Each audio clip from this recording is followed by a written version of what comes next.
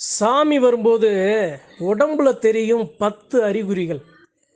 நம்ம மேல சாமி வருது. அதை எப்படி நாம உறுதி செய்ய முடியுங்கிற நான் அறிஞ்ச ஒரு சில அறிகுறிகள அன்பர்கள் பகிர்ந்து கொள்ள ஆசைப்படுறேன். சாமி உடனே வந்துராதுங்க. முதல்ல சாமி வரணும்னா, நம்மளுடைய உள்ளம், அதே சமயம் நம்மளுடைய உடல் சுத்தமா இருக்கணும். சரி, உள்ளமும் சுத்தமா இருக்கு, உடலும் சுத்தமா இருக்கு. இது 2 மட்டும் இருந்தா பத்தாது. கடுமையான விரதம் இருக்கணும். தெய்வத்த என் பிள்ளை எனக்காக இப்படி துடிய விரதம் இருக்கப்பா, என் பிள்ளைய என்னுடைய வாகனத்தை நான் போய் தொடணும்னு ஆசையோட சாமி நினைக்கணும். அப்படி நம்மளுடைய விரதங்கள் இருக்கணும், நாம் செய்கிற தான தர்மங்கள் இருக்கணும், நம்மளுடைய எண்ணங்கள் இருக்கணும், நம்மளுடைய சிந்தனைகள் இருக்கணும். சரிங்க, அது என்ன 10 அறிகுறி? ஆண்களுக்கும் பொருந்தும், பெண்களுக்கும் பொருந்தும், குழந்தைகளுக்கும் பொருந்தும்.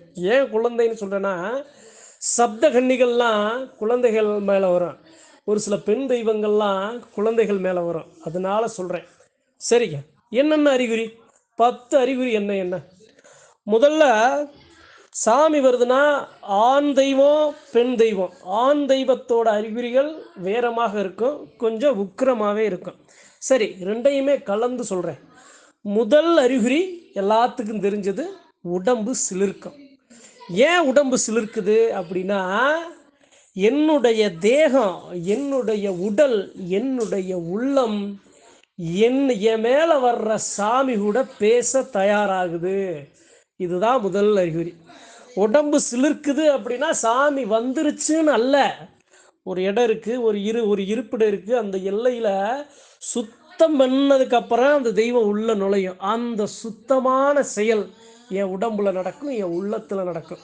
அதனால தான் உடம்பு சிவு சிவுன்னு உடம்பு புல்லரிக்கும். உடம்பு புல்லரிக்கும் போது நமக்கு எண்ணத்துலையும் சரி, உடல்லையும் எதிர்மறையான எண்ணங்களோ அல்லது சுத்தம் சார்ந்த ஒரு சில விஷயங்கள் நாம் உடலை நோக்கி இருந்துச்சு அப்படின்னா, அது நம்மளை விட்டு விலகிறதுக்கு அந்த உடல் புல்லரிப்பு. ஏன் என் மேலே, என் தேகத்து மேலே என் சாமி வரப்போகுது, அதனால் என்னுடைய உடலை நான் அழகா நான் வச்சுக்கிறணுங்கிற அந்த ஒரு அறிகுறி தான் உடம்பு சிவு சிவு சிவுன்னு புல்லரிக்கும். புல்லரிக்கிறதா எப்படி புல்லரிக்கும்னா, நம்ம கை ரோமங்கள் இருக்குது பார்த்தீங்களா, அப்படியே இந்த ஊசியை நிற்க வச்சா எப்படி நிற்கும், அது மாதிரி நிற்கும். அப்படி நிற்கும் புல்லரிப்பு. இது ஒன்று. ரெண்டாவது, சரி சாமி வர என்னுடைய தேகம் ரெடி ஆயிடுச்சு, முதல் அறிகுறி கண்ணில் காட்டிருச்சு. இரண்டாவது அறிகுறி கொட்டாவி. ஆண் தெய்வத்தை பெண் தெய்வங்களை விட ஆண் தெய்வத்தை சுமக்கிற, அதாவது இது ஏன் ரெண்டாவது அறிகுறினா, இதுக்கு வரிசைப்படியெல்லாம் இல்லை, இது மாறி மாறி வரும். அப்போ அந்த இடத்துல ஒரு சில ஆண் தெய்வங்கள் இருக்குது அப்படின்னா, அருள்வாக்கு சொல்கிற தெய்வங்கள் இருக்குது அப்படின்னா, அந்த இடத்துல கொட்டாவி வரும். அந்த கொட்டாவி வரும்போது அருள்வாக்கு பேசுகிற தெய்வங்கள் அங்கே அருள்வாக்கு சொல்கிறதுக்கு அந்த தேகம் அதே சமயம் இது போன்ற அறிகுறிகளை வெளிப்படுத்தும். இது ரெண்டாவது. மூணாவது, கண்ணீர், அழுகை. அழுகையும் வரும், கண்ணீர் வரும். ஏன் கண்ணீர் வருது? கண்ணீர் வந்துச்சுன்னா, ஒரு சில தெய்வங்கள் வந்த உடனே தேமி தேமி அழுவாங்க. அதனால் சாமி வந்துருச்சுன்னு இல்லை. எங்கே கண்ணீர் வரும் அப்படின்னா, ஒரு தெய்வம் குறைபாடு இருக்குது அல்லது அந்த தெய்வத்துக்கு தேவையானது கிடைக்கல, அந்த தெய்வம் அந்த எல்லையில் மிதிக்க அச்சப்படுது, ஒதுங்கி நிற்குது அப்படின்னா, அந்த சாமியாடிக்கு கண்ணீர் வரும். அதே சமயம் தேமி தேமி தேமி ஒரு மாதிரி அழுகை வரும். அதை வச்சு நாம் புரிஞ்சுக்கணும். முதல்ல அழுகை வருதுங்கிறது நல்லது அல்ல. அழுகை வந்தாலே ஏதோ ஒரு குறைபாடு இருக்குங்கிறத அன்பர்கள் புரிஞ்சுக்கிறணும். ஏன்னா தெய்வம் கண்ணீரை யாருக்கும் அந்த கண்ணீரோட கோலத்தை காட்டிடாது, அதை வெளிப்படுத்தத்தான் அழுகை வரும். இது மூணாவது. நாலாவது, நறு நறு நறுன்னு பல்ல கடிப்பாங்க.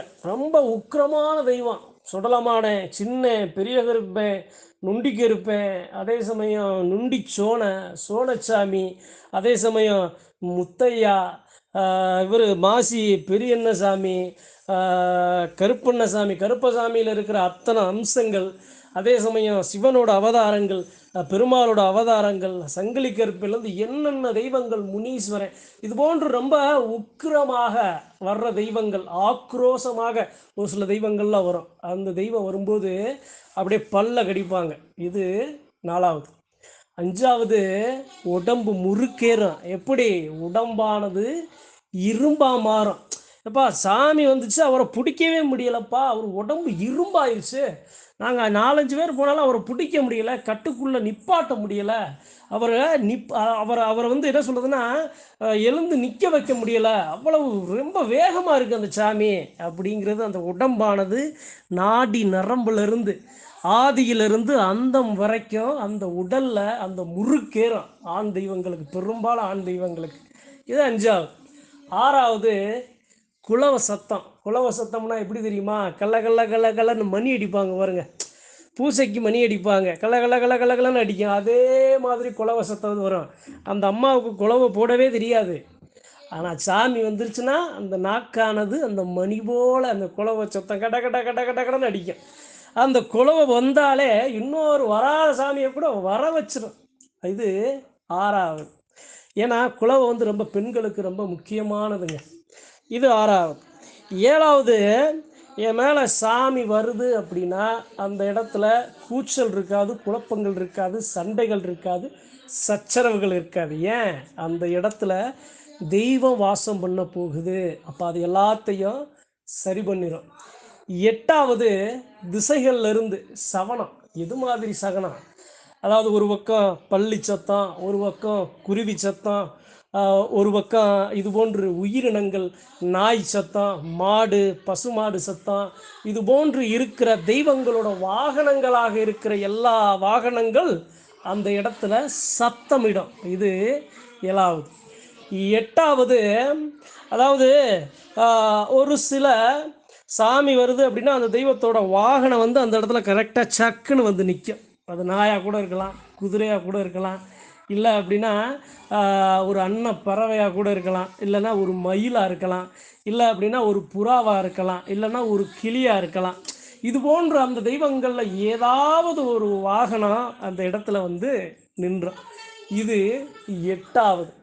9வது அறிகுறி என்ன அப்படின்னா, இப்போ ஒருத்தவங்க வர்றாங்க, சாமி அழைக்க போகிறாங்கன்னா அவங்க மேலே சாமி வந்து அவங்களுக்கு சாமி அழைக்க.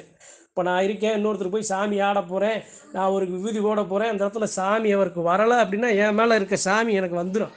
வந்து நான் விபூதி ஓடும்போது அவர் மேலே இருக்கிற சாமி வந்துடும். அப்போ சாமி, ஒரு சாமி வந்து இன்னொரு சாமியையும் அழைக்கும். இது 9வது. 10வது என்ன அப்படின்னா, ஒரு சாமி வரப்போகுது அப்படின்னா அந்த உடன் பங்காளிகள் இருப்பாங்கள்ல, உடன் பங்காளிகளில் யாராவது மனசுக்குள்ளே கள்ளத்தை வச்சு நின்னாலும், கபடத்தை வச்சு நின்னாலும், சாமியை ஆடவே விடக்கூடாது அப்படிங்கிற ஒரு எண்ணத்தோடு வந்தாலும், எப்படியாவது இதை வந்து தடுத்துடணுங்கிற ஒரு கெட்ட சிந்தனைகள் இருக்க எத்தனை பேர் வந்தாலும் அத்தனை பேர் மனசையும் மாற்றிடும். பச்சை குழந்தை போல நிப்பாட்டி விட்டுரும். அவங்க என்ன ஒரு தவறான சிந்தனையில் செயலில் இருந்தாங்கன்னா அவங்களுடைய எண்ணத்தை மறைச்சு அழிச்சு அந்த சாமி, வர்ற சாமியை கையெடுத்து கும்பிட வச்சிட தெய்வம். இது 10வது அறிகுறி. இந்த 10 அறிகுறிகள் தாங்க, 10 அறிகுறிகளுமே நாம் உடம்புல சாமி வர்றதுக்கு சாட்சியாக அமையும். அதனால் சொல்கிறேன், அன்பர்கள் எல்லாருக்கும் சொல்கிறேன், சாமியாடிகள் எவ்வளோ பேர் இருக்கீங்க, இந்த 10 அறிகுறிகளில் ஏதாவது ஒரு அறிகுறி இருந்தால் கூட தான் சாமி வரும். சரிங்க, இந்த அறிகுறியே இல்லை, சாமியே வரமாட்டுது அப்படின்னா முதல்ல நம்ம பக்கம் சரியாக இருக்கமான்னு பார்க்கணும். இன்னொன்று, தெய்வம் ஏதோ கோவக்குறியில் நிற்கிது, சாமி தெய்வத்துக்கு வர மறுக்குது, நாம் செய்ய வேண்டியதை சரியாக செய்யலை அப்படிங்கிற ஒரு சில காரணங்களை நாம் முன் வச்சு அதை எல்லாத்தையும் சரி பண்ணோம் அப்படின்னா வராத தெய்வம் கூட வரும். அதனால் நான் அறிஞ்ச இந்த 10 அறிகுறிகளை அன்பர்களுக்கு பகிர்ந்து கொள்ள ஆசைப்பட்டேன். இப்பையும் இல்லை, எப்பையும் சொல்கிறேன், தெய்வத்தை வளப்படுத்துவோம், சக்தியை அதிகப்படுத்துவோம். அதனால் செல்வமாக, ஆரோக்கியமாக, சந்தோஷமாக, மகிழ்ச்சியாக, நல்லா சொத்து பத்து இருந்தாலும், கோடான கோடி பணம் இல்லாட்டினாலும் வீடு நிறைய மகிழ்ச்சியையும் சந்தோஷத்தையும் பெற்று நலமோடு வாழ்வோம் அப்படின்னு அதற்கு நம்மளுடைய குலதெய்வங்களை நாளும் வணங்குவோம், காலத்துக்கு வணங்குவோம். நாம் வணங்குறது மட்டுமல்லாமல் நம்மளுடைய குலதெய்வத்தோட அருமை பெருமைகளை நம்ம பிள்ளைகளுக்கு சொல்லி, வரலாறுகளை சொல்லி, இது போன்று இருக்கணும்னு அந்த நல்ல ஒரு நெறிமுறைகளை சொல்லி நம்ம குழந்தைகளை, அடுத்த தலைமுறைகளை வளர்த்தெடுப்போம் என்று சொல்லி நன்றி, வணக்கம். மற்றும் ஒரு பதிவில் சந்திப்போம்.